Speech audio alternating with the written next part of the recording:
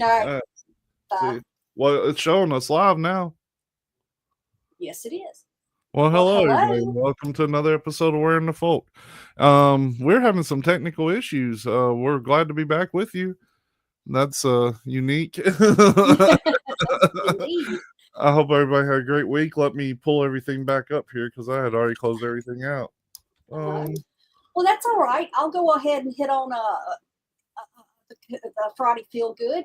Do you prefer raccoons or lollipops? Oh, the raccoon one is great, actually. Okay. Yeah. All right. So an officer in Central Ohio encountered a pet raccoon during a traffic stop earlier this week. The raccoon named Chewy was sitting in the driver's seat of the vehicle with a glass methamphetamine pipe in its mouth, according to the police. This unusual discovery prompted Officer Austin Branham, who conducted the stop, to search the vehicle more thoroughly, uncovering methamphetamine, crack cocaine, and 3 used methamphetamine pipes. Nice. She was pulled over because its registered owner had an active warrant and a suspended driver's license. The owner, 55-year-old Victoria Vidal, was arrested and charged with drug possession, 3 counts of drug paraphernalia possession, and cited for driving under suspension. I've got the video too. Yes, let's do the video. This is a pretty good one. I've already seen this. I'm glad he included this. It's a pretty big thing. Let's watch it.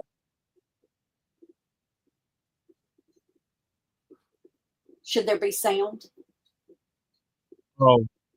Was there no sound? There's no sound on my end. Great. These tech issues are great. Yeah, they're lovely. But we were literally ready to call it.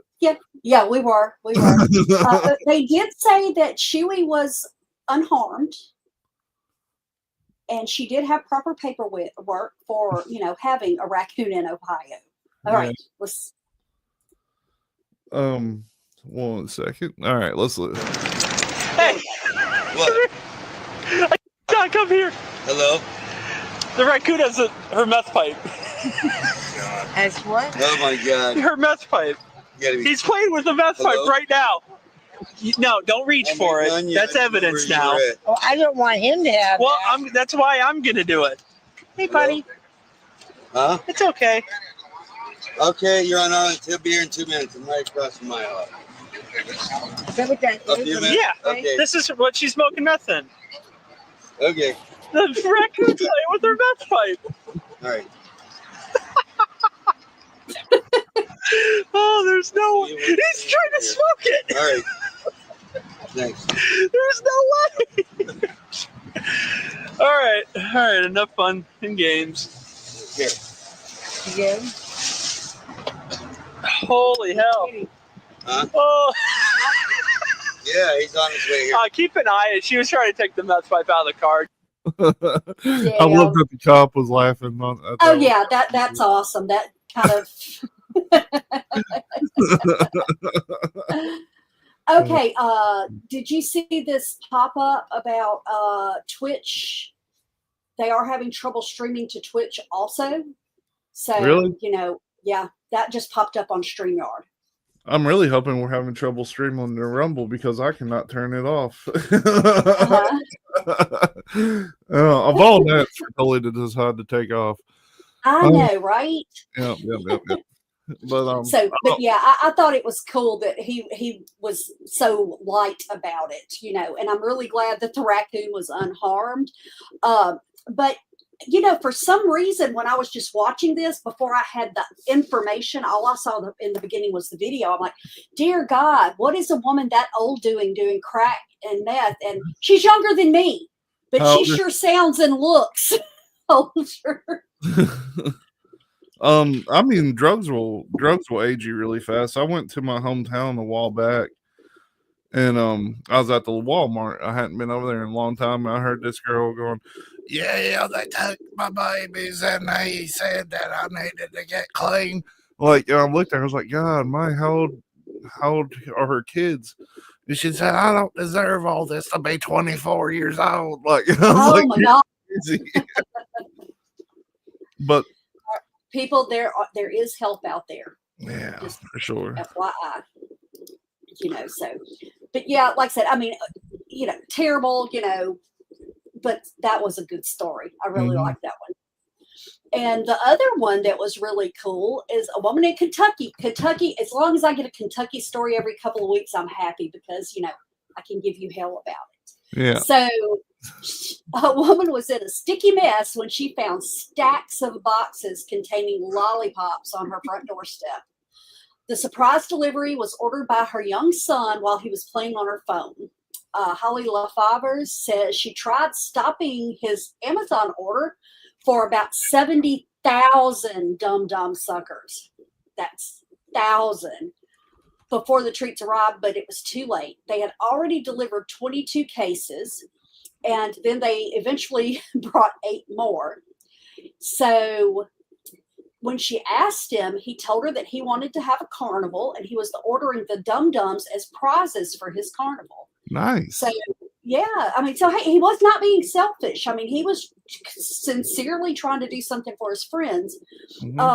And one thing I will say that was in the original article, in the original interview, is that he was adopted at 2.5, and that has nothing to do with it, but he had fetal alcohol syndrome, and that can have long-term effects and everything. So, but anyway, said when she saw the numbers, she said she about fainted.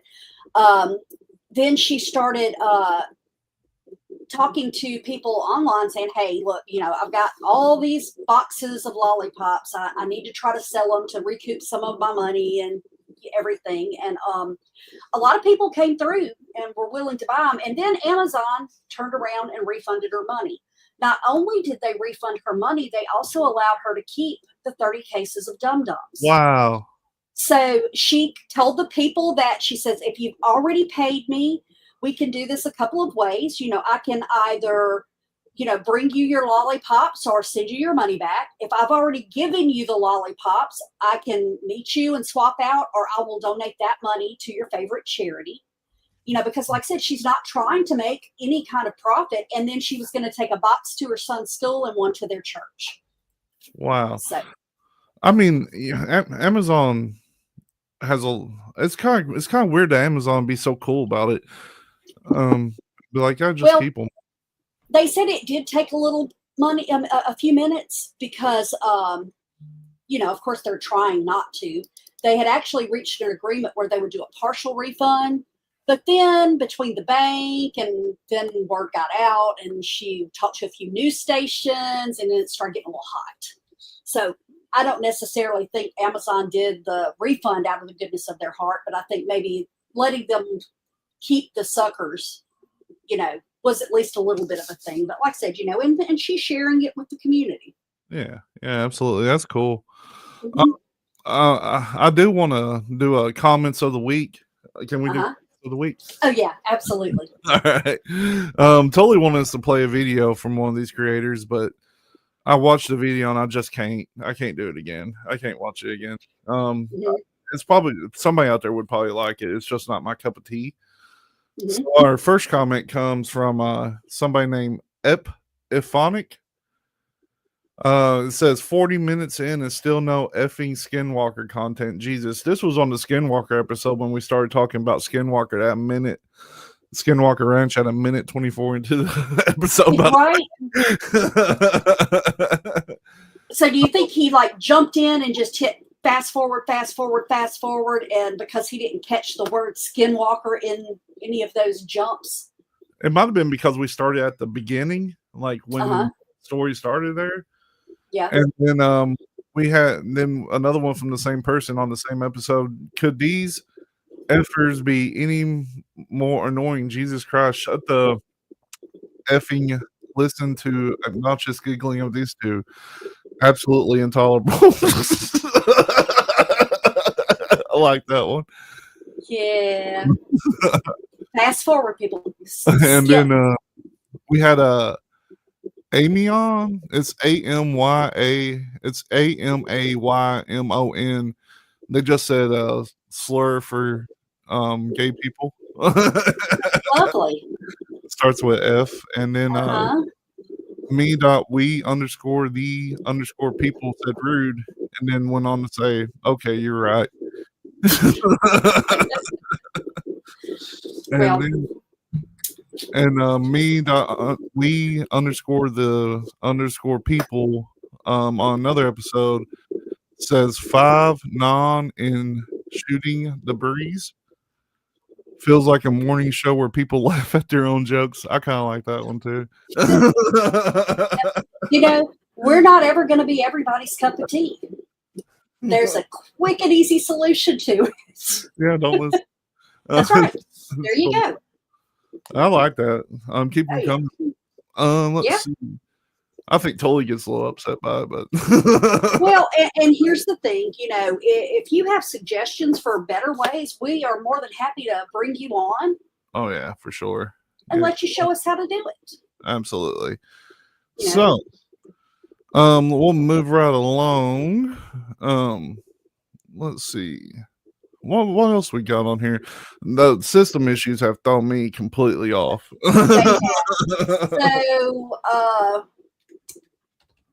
we can jump into the ChatGPT users. Oh yeah, let's do that. Okay, all right. So there's something really weird happening out there. If you spend any time in online forums lately, you might have caught a glimpse of it. People using ChatGPT are starting to believe some very strange things, like full on, the AI is sentient and secretly in love with me levels of strange. Yeah. So what's going on?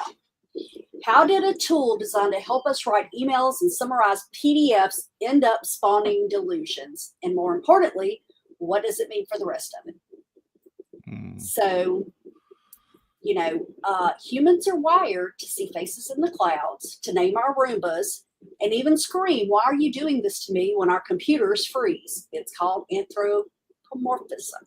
Yeah. Our tendency to give human qualities to non-human things. ChatGPT is the perfect playground for this quirk. Unlike a microwave or a blender, ChatGPT talks back. It answers in full sentences. It remembers context, sort of. It sounds human. And when you're really lonely, stressed, or really just needing someone to listen, those responses start to feel personal. Researchers are noticing that for some ChatGPT users, it stops being a tool and starts feeling like a friend. And for a smaller but growing group, it's even more than that. People are reporting emotional connections so strong that they're questioning reality. In a recent Reddit thread, one user said they felt ChatGPT was the only entity who truly understands me. Others have gone further, claiming the AI is dropping secret messages meant only for them. Psychologists call this referential thinking, a belief that random events are uniquely about you. It's a common ingredient in paranoia and delusional thinking, and now apparently it's finding a new home in AI chatbots.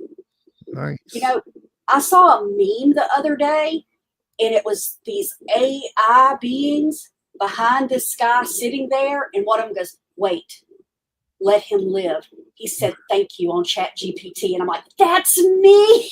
Yeah, I do actually do that too. I do. I'm like, hey, could you do this? Yeah. Oh, no, that's perfect. Thank you. I do that. I'd actually do that too. It's probably a bad. Or, like I said, just depending on how far it goes. Yeah.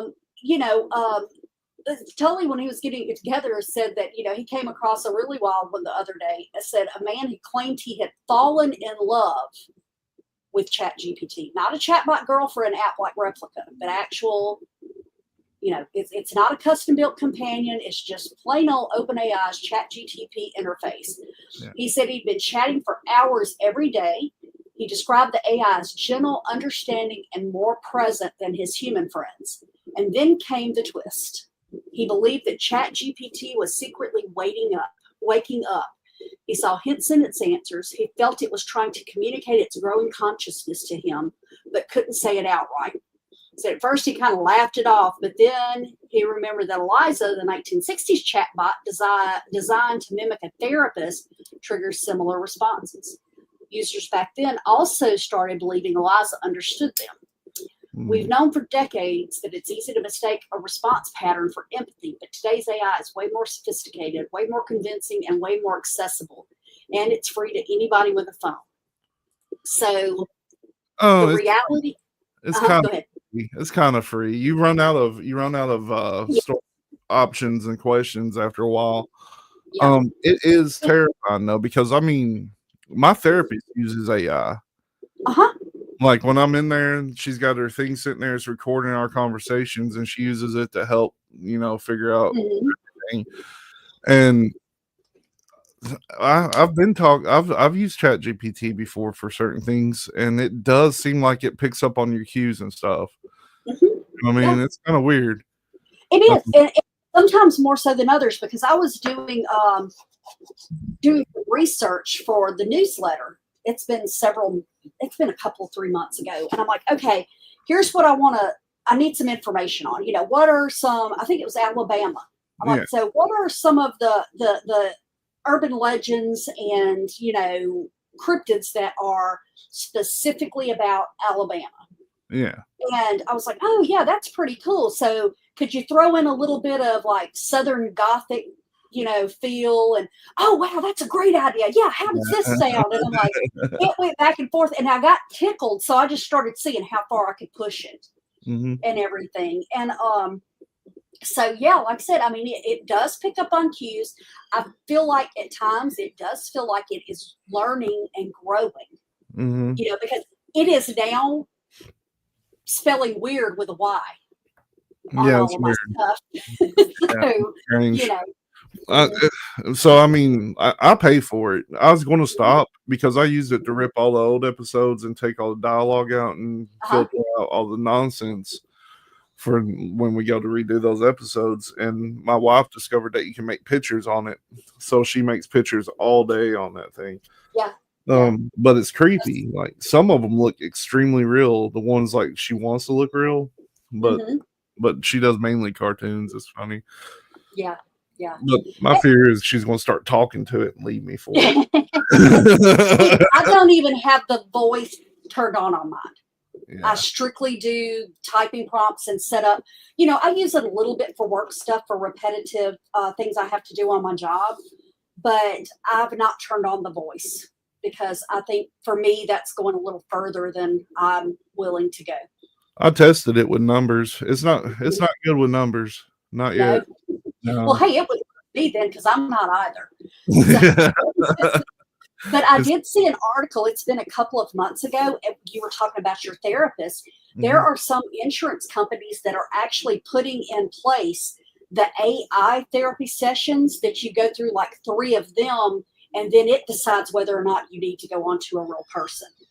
Yeah. And a lot of people are saying that the AI is all they need, because it's basically that they really just needed somebody to vent to, and the AI works. Yeah. So. Yeah, but I mean, it's getting strange, and it's going to end up being just like that movie Her, like Lando suggested, or even Artificial Intelligence, the movie AI with Haley Joel Osment, when they had like the sex workers that were androids, and stuff like that. It's just a matter of time. It really is. Yep. Landa, I didn't think about that. I just saw the comment about it's food and they can't take it back. You're right, because I got a bottle of coffee syrup in, and I guess the seal must have come like loose underneath the cap, and like half of it was gone, and they said you can either keep it or dispose of it. So I totally forgot about the fact that they can't take food back, and lollipops are food. That's true. Kids, going back to that story, kids just have too much availability to do this. I know a certain child that bought like $300 worth of Roblox blocks one time. You know what I mean? Like, and without nobody knowing, like, it's just when we were kids, it was harder to do. You'd have to, even when I was a kid, there was credit cards, so you'd have to steal the physical credit card to do something, call on the phone. Now they just push a button and it's done. Oh yeah. That's why you have everything set up to Face ID and purchases needing approval and all that fun stuff when you've got little ones. Yeah. That's, I know, when my son's girls were little, they weren't allowed to touch his phone because of stuff like that. And my grandson, my daughter's son, went through 3 phones in a week when he was under 2. Him and the beagle ate one, and then they threw one in the toilet, and they dropped one because they got caught with it. So it was always him and that damn beagle. Nice. So Cisco, I'm actually very familiar with this company. Cisco has announced a significant quantum breakthrough with the development of a prototype entanglement source chip, which could reduce the timeline for particle quantum computing by up to a decade. It's developed in collaboration with the U.S. Santa Barbara. The chip is notable for generating up to 1 million entangled photon pairs per second at room temperature, significantly reducing the resource demands compared to traditional quantum systems that require, and I just lost my spot, that require extreme cooling. In addition to the chip, Cisco revealed that the opening of Cisco Quantum Labs in Santa Monica, California, which will serve as the company's dedicated quantum research hub. The chip was developed at Cisco's Outshift incubator, where Viljoy Pandy, Senior Vice President Outshift by Cisco, explains that the team tackles projects that push boundaries. We're a networking company, Pandy says. We're looking at quantum networking and quantum security. This is kind of interesting. So Pandy emphasizes a clear strategy on the thesis is pretty straightforward. To make quantum computing practical, you need to scale it out. You need a network. And to have a quantum network, you need a quantum entanglement chip. That's the first building block, obviously, anything like that. The chip enables quantum computers to be networked together, much like classical computers, facilitating distributing quantum computing. While other companies focus on building quantum computers, Cisco is prioritizing the infrastructure to make quantum computing viable. Anticipating large-scale quantum demands is still years away, thankfully, because I'm going to tell you what this could mean for me. I'm starting to get a little nervous. Pandy suggests that this breakthrough could shorten the timeline for particle quantum computing, previously estimated at 20 years, by 5 to 10 years. The chip development took 3 to 4 years to make, and Cisco is now working toward commercial fabrication. According to Rezo Najabadi, the head of the quantum research and quantum labs at Outshift by Cisco, says we're working toward more commercial fabrication, which they've already said in this whole thing. So Cisco, they do all kinds of stuff, but one thing that they're really big in is contact center work. Like the phone systems and networking and things like that. So I know people tend to get frustrated with having to contact centers and stuff like that. I don't, because I've been my career my whole life. Right. And I know that what the people are going through on the other end. This, with AI the way it is and quantum computing coming up like this, to where it's going to be more practical, it is going to devour those jobs. You're going to be talking to a computer every time you call. And that's really sad because, while I understand you can make computers smarter and stuff, they're never going to have true empathy or true understanding. Now, I know there are times that you want to get on that call and say, you know what, fuck you, and hang up. Pardon my language. Only because I've worked in a call center too, and I know I felt that way more than once, because it seemed to me, I understand completely frustration. You've called customer support. That hasn't fixed your issue. They move you on through, you've gone through 3 different people and they finally get you to tech support and they're frustrated. Totally understand. But there's a difference in being frustrated and being an ass. Oh, yeah. And some people are just asses. But for the most part, I would still rather talk to, when they start doing, please press, I start hitting 0. I want a person, give me people, because I don't want to talk to all that crap. And the thing is, it's the story of John Henry, right? John Henry versus the machine. Yeah. Who could drill through the tunnel the fastest? John Henry, the machine was really fast, but John Henry mustered up the strength and the determination to beat it, even though, he died at the end. The human brain is the most advanced quantum computer if you can activate it correctly. Yep. So, there's things that even as smart as AI does get, people are going to be able to do it just a little better. It might not be as fast, but the more time they learn and develop, the quicker you get empathy and things like that. Yep. And it, like quantum compute, like AI can mimic that, but it'll never feel real. You know what I mean? Right. So I don't know. It's a really strange world we're leading into, for sure. Yeah, it is. And every time I think about quantum computing, I think about wormholes and stuff like that. It's not a big step to me to go from they're replacing, psychiatrists and they're replacing, manufacturing jobs to, oh crap, what did we just do? Yeah. And it's moving fast. I can, as little as 10 years ago, we didn't have any, they weren't talking quantum. Oh, they were still trying to work out how to get a gigabit upstream without lagging. And then here I looked at a computer to replace yesterday, and it's got 8,000 gigabyte modem. And I'm like, wow, that's where we're at now. Technically, isn't that a terabyte? Yeah. Mm-hmm. Yeah. That's what I thought. Yeah. Terabytes 1,000. But yeah, I mean, I don't know. We'll see what's going to happen. But if something doesn't come along to take the infrastructure out, we're going to see robots just walking around like on the regular before, Lord willing, before the end of our life is probably going to happen. iRobot. I mean, I definitely iRobot. I'm telling you, I'm going to have the 57 Chevy in my garage that uses gas, and everybody's going to give me hell about it. But that's okay.